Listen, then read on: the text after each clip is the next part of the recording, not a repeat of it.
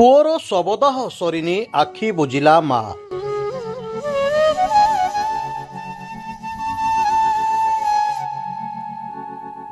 କଣ୍ଟିଆପଡ଼ାରେ ଏକାଠି ଜଳିଲା ଦୁଇଟି ଜୁହି। ଗାଁରେ ଶୋକାକୁଳ ପରିବେଶ।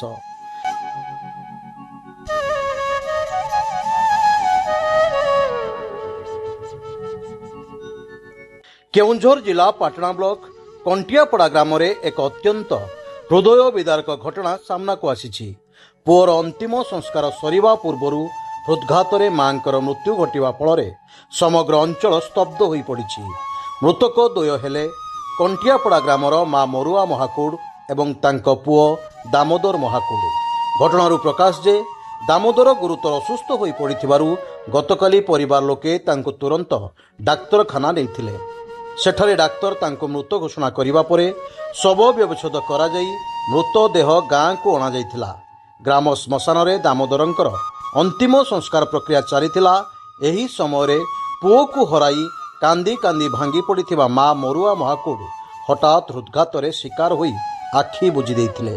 ପରିବାର ଲୋକେ କିଛି ବୁଝିବା ଆଗରୁ ମାଙ୍କ ପ୍ରାଣବାୟୁ ଉଡ଼ିଯାଇଥିଲା।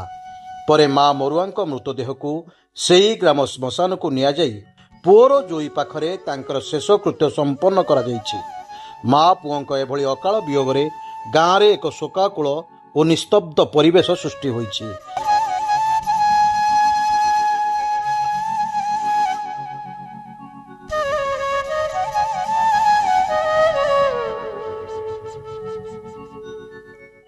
କେଉଁଝର ଜିଲ୍ଲାରୁ ଜିଲ୍ଲା ପ୍ରତିନିଧି ଦଶରଥ ବାରିକଙ୍କ ରିପୋର୍ଟ, ସ୍ୱତନ୍ତ୍ର ଓଡ଼ିଶା ଲାଇଭ୍।